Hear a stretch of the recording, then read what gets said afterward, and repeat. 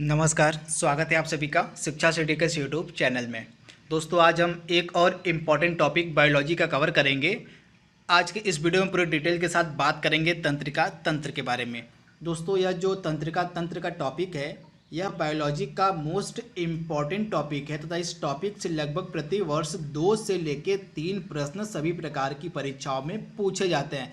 तो तंत्रिका तंत्र यानी कि नर्वस सिस्टम से रिलेटेड जितने भी इम्पॉर्टेंट फैक्ट और पॉइंट बन सकते हैं, उन सभी को हम पूरे डिटेल के साथ इस वीडियो में देखेंगे। तो चलिए वीडियो को स्टार्ट करते हैं और बात कर लेते हैं तंत्रिका तंत्र के बारे में। तो आइए वीडियो को शुरू करते हैं। तो यह जो हमारा नर्वस सिस्टम होता है, हमारा तंत्रिका तंत्र होता है, मानव शरीर में सभी अंगों के कार्यों का नियंत्रण, संचालन व समन्वय जो है, इसका कार्य किसके द्वारा किया जाता है? तो तंत्रिका तंत्र के द्वारा किया जाता है। तो इसे आप याद रखिएगा, जो तंत्रिका तंत्र होता है मानव शरीर में सभी अंगों के कार्यों का नियंत्रण करता है, संचालन करता है और समन्वय करता है। तो इसे आप याद रखिएगा। तथा यह जो हमारा नर्वस सिस्टम होता है, इसके अंतर्गत हमारे शरीर में महीन धागों के समान तंत्रिकाएं फैली होती हैं। आप इसे याद रखिएगा, महीन धागे के समान हमारे पूरे शरीर में तंत्रिकाएं फैली होती हैं, इसी तंत्रिका तंत्र के सहारे। तो आप इसे याद रखिएगा। तथा यह जो तंत्रिका तंत्र है, इसको 2 भागों में हम विभाजित करते हैं। पहला होता है हमारा केंद्रीय तंत्रिका तंत्र और दूसरा होता है हमारा परिधि तंत्रिका तंत्र। तो आप इसे याद रखिएगा, एक होता है हमारा सेंट्रल नर्वस सिस्टम और एक होता है पेरिफेरल नर्वस सिस्टम। तो इन्हीं दोनों के बारे में हम पूरे डिटेल में बात करेंगे। तो आइए सबसे पहले देख लेते हैं केंद्रीय तंत्रिका तंत्र के बारे में, यानी कि हमारा सेंट्रल नर्वस सिस्टम क्या होता है।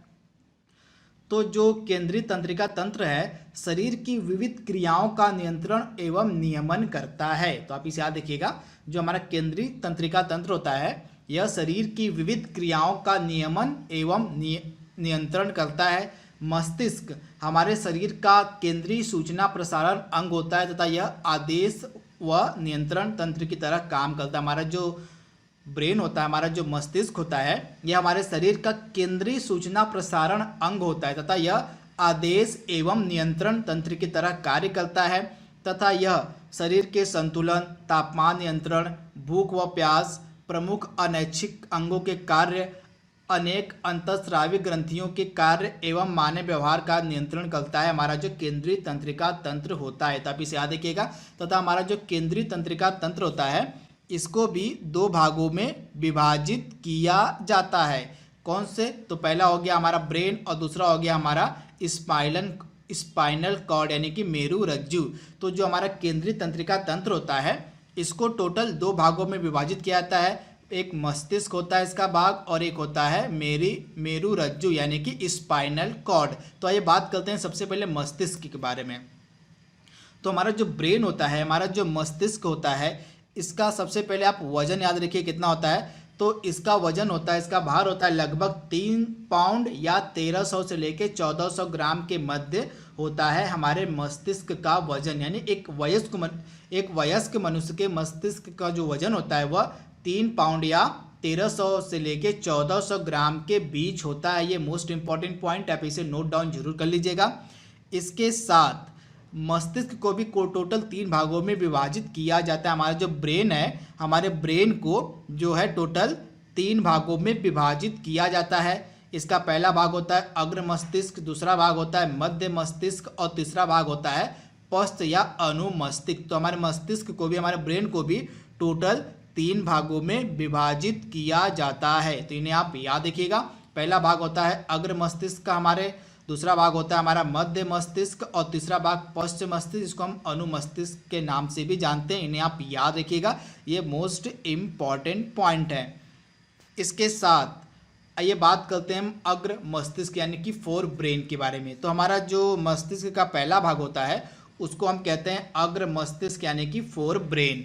तो यह मस्तिष्क का लगभग 2/3 भाग बनाता है। यह जो अग्र मस्तिष्क होता है, यह हमारे मस्तिष्क का लगभग 2/3 भाग बनाता है तथा इसको भी 2 भागों में हम विभाजित करते हैं। पहला होता है सेरिब्रम और दूसरा होता है डाइएनसिफ्लान। तो इन्हें आप याद रखिएगा। जो हमारा अग्र मस्तिष्क होता है, यह 2 भागों में विभाजित होता है। पहला होता है सेरिब्रम और दूसरा होता है डाइएन्सिफलाम। तो सेरिब्रम क्या होता है, आइए देख लेते हैं। तो यह जो सेरिब्रम होता है यह मस्तिष्क हमारे ब्रेन का सबसे विकसित भाग होता है। सबसे पहले आप याद रखिएगा कि हमारा जो सेरिब्रम होता है हमारे ब्रेन का सबसे विकसित यानी कि सबसे डेवलप जो भाग होता है हमारे ब्रेन का वो होता है सेरिब्रम। तो ये पॉइंट आप जरूर याद रखिएगा। तथा यह बुद्धिमत्ता, स्मृति, इच्छा शक्ति, ऐच्छिक गतिविधियों और ज्ञानवाणी एवं चिंतन का केंद्र भी होता है। तो इसे आप याद रखिएगा। यह जो हमारा सेरिब्रम का पार्ट है हमारे ब्रेन का, यह बुद्धिमत्ता का केंद्र होता है यह हमारे स्मृति, हमारी मेमोरी का केंद्र होता है, हमारी इच्छा शक्ति का केंद्र होता है, हमारे ऐच्छिक गतियों का केंद्र होता है, हमारे ज्ञानवाणी और चिंतन यानी हम जो सोचते हैं उसका केंद्र होता है यह सेरिब्रम। तो यहाँ पे आप देख रहे हैं सेरिब्रम में देखने, स्पर्श करने, सूंघने के अलग अलग केंद्र होते हैं। तो इसे भी आप याद रखिएगा। यहाँ पे आप देख रहे हैं ये सेरिब्रम का पार्ट है। तो बड़ा बड़ा जो पार्ट है सेरिब्रम का पार्ट है।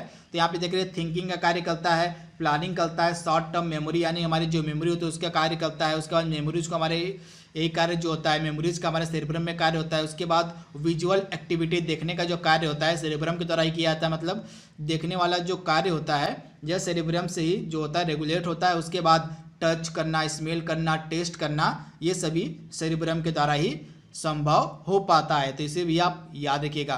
तथा यह मनुष्य की चेतना एवं तर्क तथा बुद्धि का भी केंद्र होता है सेरिब्रम। तो इसे आप याद रखिएगा। सेरिब्रम वाला जो पार्ट है हमारे ब्रेन का यह चेतना, तर्क शक्ति और बुद्धि का भी केंद्र होता है। तो इसे भी आप याद रखिएगा। तथा इसके अधिक विकसित होने पर जो मनुष्य होता है अधिक बुद्धिमान होता है। तो जिस मनुष्य का जो सेरिब्रम होता है जितना अधिक विकसित होगा वह मनुष्य उतना ही अधिक चालाक या बुद्धिमान कहा जाता है। तो इसे आप याद रखिए कि इसी कारण से यह जो सेरिब्रम का पार्ट हमारे ब्रेन का है इसको हम कहते हैं हमारे मस्तिष्क का सबसे विकसित भाग। तो इसे आप याद रखिएगा। सेरिब्रम जो होता है हमारे ब्रेन का सबसे विकसित वाला भाग होता है। इसके बाद अग्र मस्तिष्क का हमारे दूसरा हिस्सा होता है डाइएन्सिफलान। क्या होता है, तो डाइएन्सिफलान जो होता है हमारे अग्र मस्तिष्क का दूसरा भाग होता है। इससे पिट्यूटरी ग्रंथि तथा पीनियल काय जुड़ा होता है। इसके भी दो भाग होते हैं, थैलेमस और हाइपोथैलेमस। जो इंपॉर्टेंट है मैं आपको बता रहा हूँ। तो जो डाइएन्सिफलान होता है अग्र मस्तिष्क का दूसरा भाग, इसमें भी दो भाग होते हैं। पहला होता है थैलेमस का और दूसरा होता है हाइपोथैलेमस का। तो थैलेमस का कार्य क्या होता है आप याद कर लीजिए। थैलेमस का कार्य होता है यह ठंड, दर्द और गर्म को पहचानने का कार्य करता है। ये मोस्ट इंपॉर्टेंट पॉइंट आप इसे याद कर लीजिएगा। यह दर्द को, ठंड को व गर्म को पहचानने का कार्य करता है थैलेमस। तो इसे आप याद रखिएगा। तथा यह डाइएन्सिफलान का ऊपरी भाग होता है। आप याद रखिएगा जो थैलेमस होता है यह डाइएन्सिफलान का सबसे ऊपरी भाग होता है। तथा इसी भाग से पीनियल ग्रंथि जुड़ी होती है। तथा यह ग्रंथि मेलाटोनिन हार्मोन का स्राव करती है जो नींद के लिए उत्तरदायी है। तो इसे आप याद रखिएगा। जो पीनियल ग्रंथि होती है यह थैलेमस से ही जुड़ी होती है। तथा यह पीनियल ग्रंथि मेलाटोनिन हार्मोन्स का स्राव करती है जो नींद के लिए जिम्मेदार होते हैं। इसे आप याद रखिएगा। तथा जो थैलेमस होता है थैलेमस में कुछ केंद्रकों की भूमिका स्मृति, भावुकता और बोध ज्ञान में होती है। इसे आप याद रखिएगा। इससे पहले मैंने आपको बताया था थैलेमस का कार्य क्या होता है। तो थैलेमस यह दर्द को, ठंड को तथा गर्म को पहचानने में मदद करता है। यानी इसका मेन कार्य क्या होता है, दर्द को पहचानने में, गर्म व ठंडा को पहचानने का कार्य होता है थैलेमस का। तो इसे आप याद रखिएगा। इसके बाद जो हाइपोथैलेमस होता है इसका कार्य क्या होता है, सबसे पहले आप याद रखिएगा। यह जो हाइपोथैलेमस है यह डाइएन्सिफलान का निचला भाग होता है। किसका, तो डाइएन्सिफलान का निचला भाग कहलाता है हाइपोथैलेमस। तो इसे आप याद रखिएगा। तथा यह शरीर की अनेक क्रियाओं का नियंत्रण करता है। यह जो हाइपोथैलेमस होता है यह शरीर की अनेक क्रियाओं का नियंत्रण करता है। तो आप इसे याद रखिएगा। तथा यह भूख, प्यास तथा परितृप्ति का केंद्र भी होता है। इसे भी आप याद रखिएगा। यह भूख, प्यास तथा परितृप्ति का केंद्र भी होता है क्या, हाइपोथैलेमस। तथा शरीर का ताप, रक्तचाप, निद्रा, प्रजनन क्षमता, हृदय की धड़कन आदि भी इसके द्वारा नियंत्रित किए जाते थे। इतने इंपॉर्टेंट कार्य होते हैं हाइपोथैलेमस के। आप इसे याद रखिएगा। यह जो हाइपोथैलेमस होता है यह भूख, प्यास, ताप नियंत्रण, प्यार, घृणा आदि का केंद्र होता है। तथा रक्तदाब, पसीना, गुस्सा, खुशी आदि इसी के द्वारा नियंत्रित किए जाते हैं। तो आप इसे याद रखिएगा। ये मोस्ट इम्पॉर्टेंट पार्ट होता है हमारे ब्रेन का हाइपोथैलेमस। तो इसके कार्य क्या होते हैं आप इन्हें याद रखिएगा, यहाँ से डायरेक्टली प्रश्न एग्जाम में पूछे जाते हैं। इसके साथ एक मशीन होती है, एक टेक्निक होती है, आप याद रखिएगा, एक टेक्निक होती है ईईजी, इस टेक्निक का नाम है, ये भी लगातार एग्जाम में पूछी जाती है। तो एक टेक्निक होती है ईईजी, इसका पूरा नाम क्या होता है? तो ये जो इसका पूरा नाम थोड़ा सा डिफ़िकल्ट है, तो बस ईईजी आप याद रखिएगा। जो ईईजी होता है इसकी मदद से मस्तिष्क के कार्य का पता लगाया जाता है। जिसे आप याद रखिएगा, जो ईईजी टेक्निक होती है इसकी मदद से हमारे ब्रेन के कार्य का पता लगाया जाता है। तो इसे आप याद रखिएगा, ईईजी टेक्निक जो होती है यह मस्तिष्क यानी कि ब्रेन से संबंधित होती है। तो इसे आप याद रखिएगा। इसके बाद हमारे दिमाग का दूसरा पार्ट होता है मध्य मस्तिष्क यानी कि मिड ब्रेन। तो आइए इसके बारे में बात कर लेते हैं। तो हमारा जो मिड ब्रेन होता है इसके भी दो भाग होते हैं। इसके दो भाग कौन कौन से होते हैं? तो एक होता है सेरिब्रम पिंडकल और दूसरा होता है कार्पोरा क्वाड्रिजेमिना। क्या होता है? तो एक होता है आपका सेरिब्रल पेंडिकल और दूसरा होता है कार्पोरा क्वाड्रिजेमिना। तो सेरिब्रम पेंडिकल क्या होता है? यह मध्य मस्तिष्क का अग्रभाग होता है, यह तंतुओं का बना होता है। तो इसे आप याद रखिएगा, यह जो सेरिब्रम पेंडिकल होता है यह मध्य मस्तिष्क का अग्रभाग होता है, यह तंतुओं का बना होता है। तो आप इसे याद रखिएगा। इसके साथ कार्पोरा क्वाड्रिजेमिना क्या होता है? तो यह जो कार्पोरा क्वाड्रिजेमिना होता है यह दृष्टि एवं श्रवण शक्ति का नियंत्रण केंद्र होता है। यानी दृष्टि, आप याद रखिएगा, दृष्टि एवं श्रवण शक्ति यानी सुनने की जो हमारी शक्ति होती है यह इसी के द्वारा नियंत्रित की जाती है, कार्पोरा क्वाड्रिजेमिना के द्वारा। तो ये मोस्ट इंपॉर्टेंट पॉइंट, आप इसे नोट डाउन जरूर कर लीजिएगा। तो यहाँ पे आप देख रहे हैं यह जो कार्पोरा क्वाड्रिजेमिना है यह मध्य मस्तिष्क का पश्चिम यानी पिछला भाग होता है। यह 4 ठोस पिंडों का बना होता है। यह दृष्टि ज्ञान से संबंधित होता है तथा इससे दृष्टि तंत्रिकाएं निकलकर हमारे नेत्रों की तरफ जाती हैं। तो इसे आप याद रखिएगा, कार्पोरा क्वाड्रिजेमिना से ही जो दृष्टि तंत्रिकाएं हैं निकलकर हमारे आँख की ओर जाती हैं तथा इसका कार्य होता है हमारे जो मध्य मस्तिष्क, उसका कार्य दृष्टि, श्रवण एवं प्रत्ययवर्ती क्रियाओं का नियंत्रण करना है, जैसा कि मैंने आपको बताया। तो आप इसे याद रखिएगा। तथा एक मैंने आपको बताया था सेरिब्रम पिंडिकल के बारे में। तो एक चीज़ आप नोट डाउन कर लीजिएगा, जो सेरिब्रम पिंडिकल होता है यह मस्तिष्क के अन्य भागों को मेरुरज्जु से जोड़ता है। यानी हमारे दिमाग के जो अन्य भाग होते हैं उनको मेरुरज्जु यानी कि स्पाइनल कॉर्ड से जोड़ने का कार्य करता है सेरिब्रम पिंडिकल। तो इसे भी आप याद रखिएगा। इसके बाद हमारे दिमाग का तीसरा भाग होता है पश्च भाग यानी कि हिंड ब्रेन। तो हिंड ब्रेन क्या होता है इसके बारे में देख लेते हैं। तो इसके भी दो भाग होते हैं, एक होता है सेरिबेलम तथा दूसरा होता है मेंडुला ऑब्लिगेंटा। यहाँ पे देख रहे हैं यह हमारे दिमाग का सबसे पिछला भाग होता है। यहाँ पे देख रहे हैं छोटा सा है ये, इसी को हम कहते हैं मध्य मस्तिष्क। क्या कहते हैं इसको? पश्च हिंड ब्रेन यानी कि पश्च मस्तिष्क कहते हैं। इसमें दो पार्ट होते हैं, सेरिबेलम होता है इसका हो गया और उसके बाद मेंडुला ऑब्लिगेंटा यानी कि जो हमारा पश्च मस्तिष्क होता है, हमारा हिंड ब्रेन होता है। यह देख रहे हैं यहाँ पे हमारा हिंड ब्रेन है तथा इसके दो पार्ट होते हैं, पहला सेरिबेलम हो गया और दूसरा हो गया मेंडुला ऑब्लिगेंटा। तो सेरिबेलम का कार्य क्या होता है? यह हमारे शरीर का संतुलन बनाए रखने में मदद करता है। यहाँ पे आप देखिएगा, जो सेरिबेलम होता है इसका कार्य होता है हमारे शरीर का संतुलन बनाए रखना। तो ये नोट डाउन कर लीजिएगा। तथा यह मानव मस्तिष्क का दूसरा सबसे बड़ा भाग होता है। हमारे दिमाग का दूसरा सबसे बड़ा भाग होता है सेरिबेलम। यह बड़ी ठोस व जटिल संरचना होती है। यह सेरिब्रम के ठीक नीचे पश्च भाग में मिलता है। आप देख रहे हैं ये हमारा सेरिब्रम है तथा इसके ठीक नीचे है यह क्या? सेरिबेलम। तो इसे भी आप याद रखिएगा। तथा यह गति नियंत्रण, समन्वय, शरीर का संतुलन और ऐच्छिक पेशियों की क्रिया का निगमन करता है सेरिबेलम। तो इतना इंपॉर्टेंट कार्य होता है सेरिबेलम का। क्या? यह गति नियंत्रण का कार्य करता है, समन्वय का कार्य करता है, शरीर का संतुलन बनाए रखने में मदद करता है तथा ऐच्छिक पेशियों की क्रिया का निगमन भी करता है सेरिबेलम। तो आप इसे याद रखिएगा।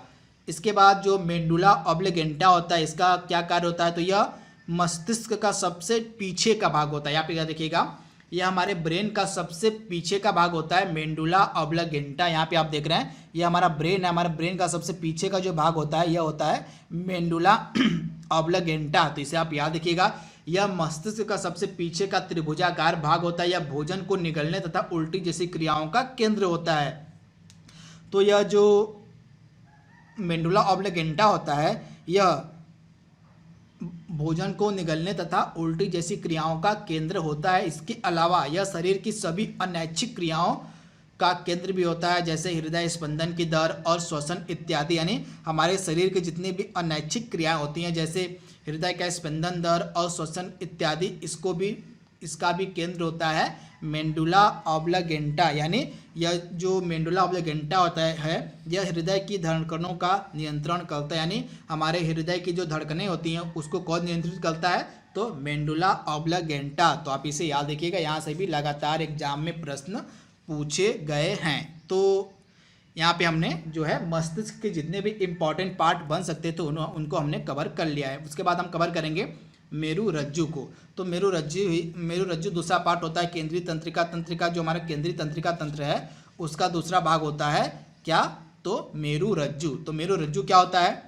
मेरु रज्जु जो होता है यह मेंडुला ऑब्लिगेंटा का पिछला भाग होता है। आप देख रहे हैं यहाँ पे है मेंडुला ऑब्लिगेंटा तथा इसका पिछला हिस्सा यहाँ पे आप देख रहे हैं ये है हमारा स्पाइनल कॉर्ड यानी मेरु रज्जु।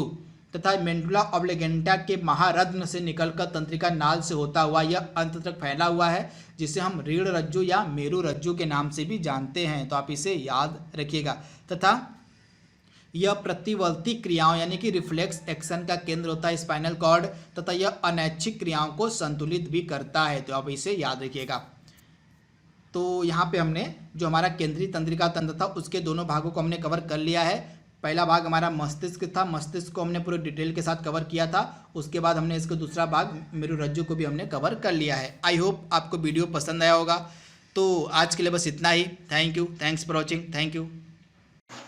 हेलो फ्रेंड्स, मेरा नाम गमरीश यादव और मैं आपसे ये कहना चाहूँगा कि अगर अभी तक आप लोगों ने अभी अनअकैडमी एप्लीकेशन इंस्टॉल नहीं किया है तो इंस्टॉल कर लीजिए, जहाँ पे मेरी फ्री क्लासेस भी चलती हैं, जहाँ पे मेरी पेड क्लासेस भी चलती है। तो फ्री क्लासेस भी आप रेगुलर दे सकते हैं एवरीडे। एसएससी में, रेलवे में, जितने भी आपके अपकमिंग एग्जामिनेशन आ रहे हैं सारे सेक्शंस के लिए मैं आपको फ्री क्लासेस वहाँ पे प्रोवाइड करा रहा हूँ। करना सिर्फ इतना है आपको कि अनअकैडमी का एप्लीकेशन इंस्टॉल करना है और वहाँ पे आपको कोड टाइप करना है विमलेश @14। विमलेश मेरा नाम है, @ जो है स्पेशल कैरेक्टर हो जाएगा और 14 डिजिट हो जाएगा, जिससे आप फ्री क्लास है जो बिल्कुल फ्री है, बिना किसी पैसे लगाए जो वीडियोस मिलेंगी वो आप जा करके वहाँ पे देख सकते हैं बिल्कुल फ्री अनअकैडमी के एप्लीकेशन पे। उसके बाद दोस्तों, अगर ये वीडियो आपको अच्छी लग रही है, जो वीडियो प्रेजेंट करी जा रही है आपको शिक्षा सिटी पे, तो वीडियोस को लाइक करिए, चैनल को ज़्यादा से ज़्यादा शेयर करिए, चैनल को ज़्यादा से ज़्यादा सब्सक्राइब करिए।